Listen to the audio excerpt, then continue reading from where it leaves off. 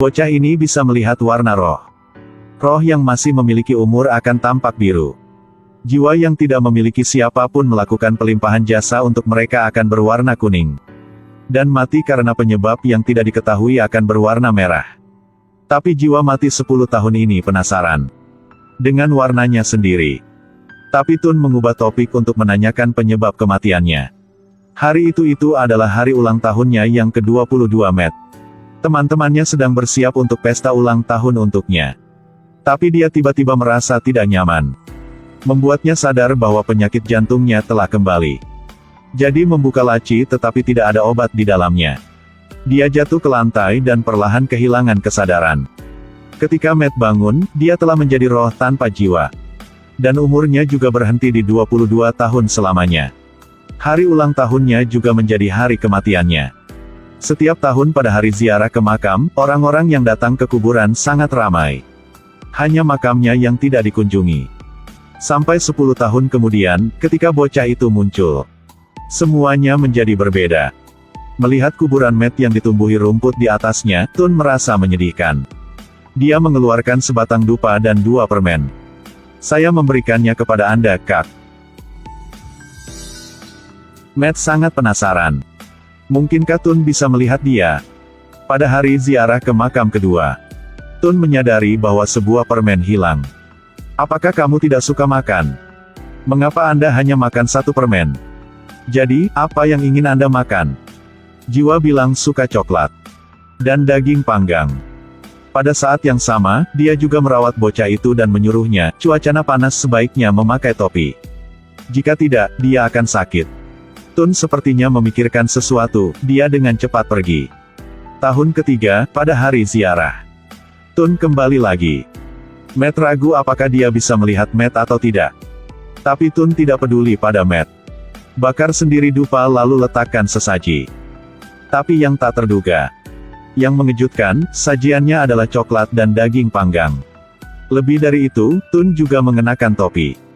Setelah makan, semangat ya, Kak. Hei, teman kecil.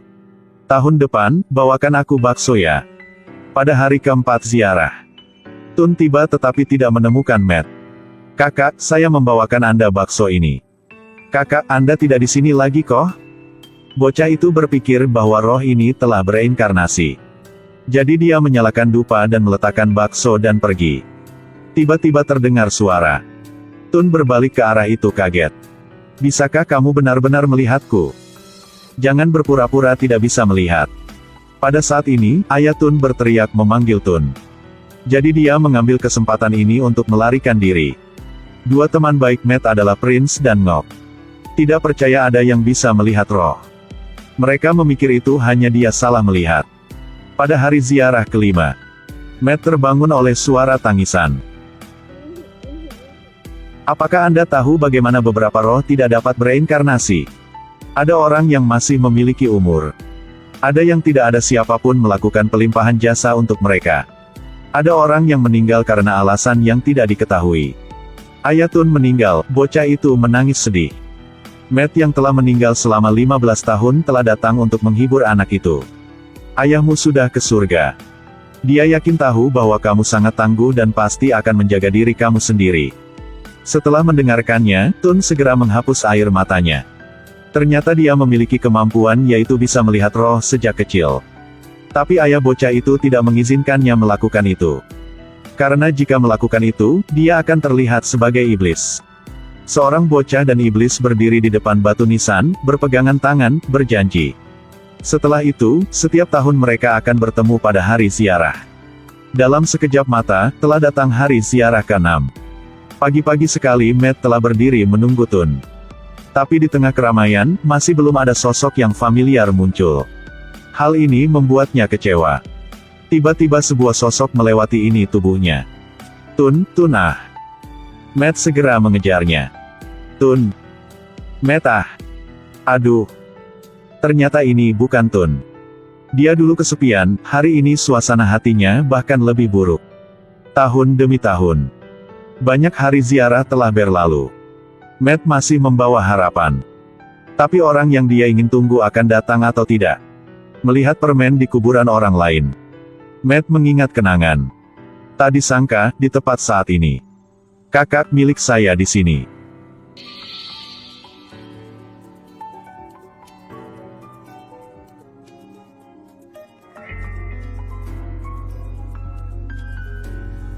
Sekarang Tun telah menjadi remaja yang tinggi.